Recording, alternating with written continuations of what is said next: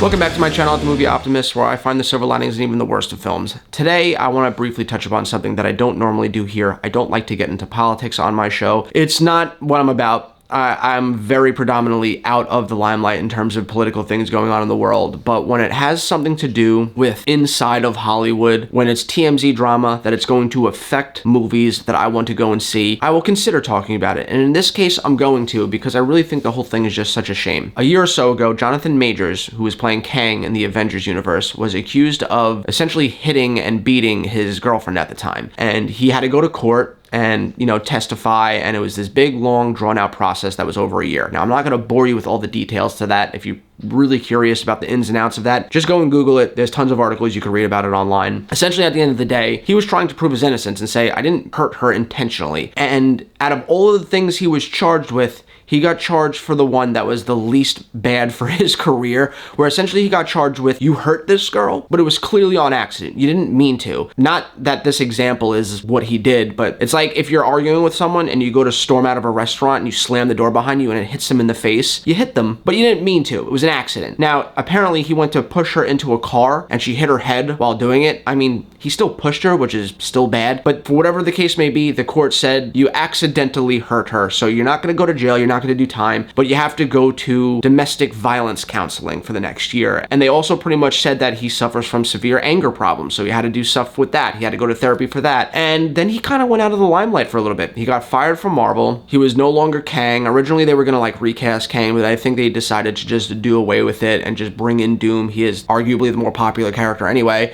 I still want to see the Kang storyline ended. I thought that was cool to see all of the Avengers battling different versions of him, but whatever, we're not going to get it. So Jonathan Majors went away, but while this happened, he had a movie coming out that was called Magazine Dreams, where he was essentially playing this very unwell, mentally ill man that so desperately wanted to become the next great popular bodybuilder, and kind of the chaos that goes around him in the darkness that is brewing inside of him in trying to reach that fame. And it was a smaller independent film, but a lot of the people that were seeing it were saying that this could get Jonathan Majors an Oscar nomination. This movie has award buzz all over it. And then when all this controversy came out, Disney, who was producing the film, dropped it, and they were willing to sell it, but no one was willing to buy it at the time because, well, Jonathan Majors is going to court right now for literally hurting somebody. So it kind of lay dormant and sat on a shelf for a while, and then after the case was resolved and Jonathan Majors got his sentencing and he was acquitted of all of the really bad crimes that he was accused of and only got charged with the accidental hurting somebody, he went and did his therapy and everything and was rehabilitated, so he says. Now his movie got picked up by somebody and was getting put out into theaters this weekend, and right before the movie dropped, somebody leaked an audio recording of him on the phone admitting to strangling his ex-girlfriend, putting his hands around her neck and choking her. And one of the issues here is a lot of people asked why this wasn't brought up during the court case that he was going through, and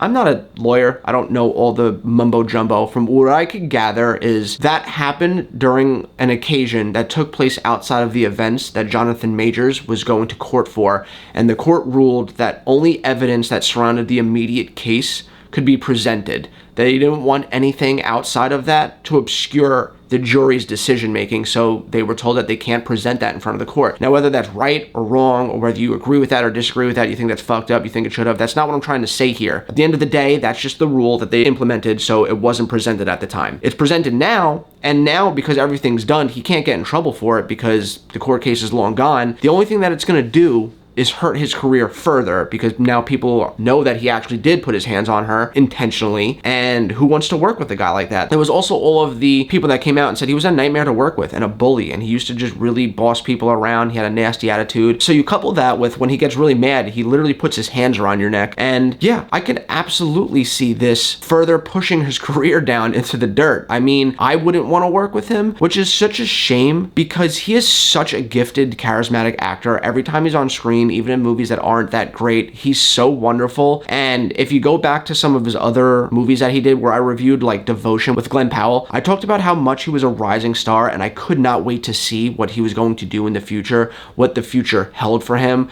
I really liked him. He was in my top 5 like most anticipated actors to watch on the big screen. And then all of this happened, and look guys, at the end of the day, whether you love Jonathan Majors or not, whether you want his innocence to be proven or not, whether you hate him, or you want to see him in movies, you want to see him fail, at the end end of the day, it's called show business, not show friends. Hollywood isn't in the business of being loyal to friends. If they want to make a movie and they're gonna, put $100 million behind it to get it made and then advertise it, they're not gonna want to put somebody in it that's gonna cause people to go, I don't want to go and watch that movie because of him. They don't want things that are divisive. It's the same thing with Rachel Zegler and why so many people didn't like her as Snow White and didn't want to go and support that movie, because she actively talked about how the older movie that everyone's a fan of, which is the reason the remake is getting made to appease those fans, is kind of rapey. Like, not that that's as bad as putting your hands on somebody, but she said things that pissed off the core audience of people that love the original Snow White. So those people are now like, we're not showing up to see that movie. It's the same reason why Melissa Barrera from Scream 7 got fired from being in the movie, because she started talking about that whole thing with Palestine and like her support for them. And it's not that they don't want you to have freedom of speech. It's just that, like, again, if I'm going to pour my money into a movie, don't do anything that's going to alienate a certain crowd of people to not want to see the film. Just be neutral. Just be neutral, at least until the movie's out in theaters, then say what you want. So I understand everything that happened with Kang, and I understand all the people on one side saying he's innocent,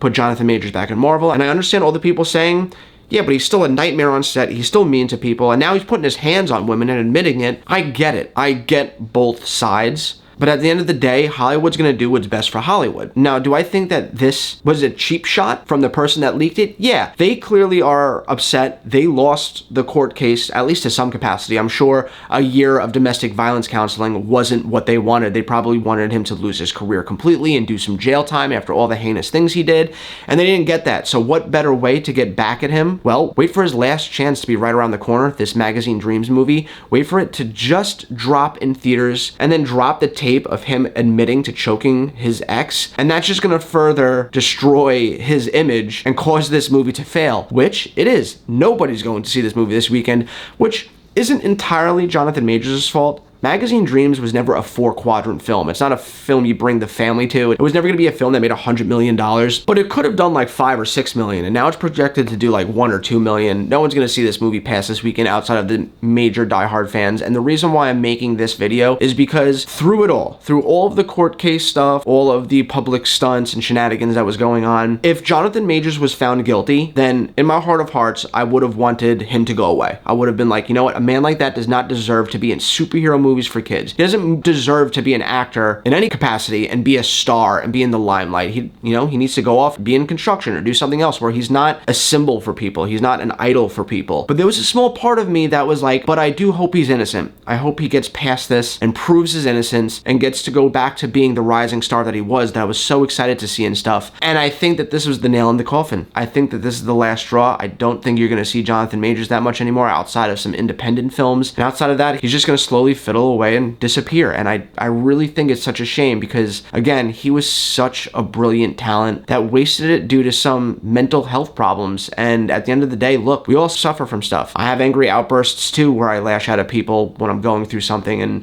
there is therapy. You can go and get help. It's not impossible to change your ways. And I really wish he did that before it was too late. And yeah, it's just really a shame. Anyway, guys, let me know what you guys think in the comments down below. Are you going to see Magazine Dreams this weekend? What do you think about Jonathan Majors? Do you think that this was warranted? Do you think that he deserved this punishment? Do you think that he deserves to still be an actor, or do you think he deserves to go away? I'd love to talk about it in the comments down below. And as always, guys, I hope you have a great rest of your week, and I'll catch you next time.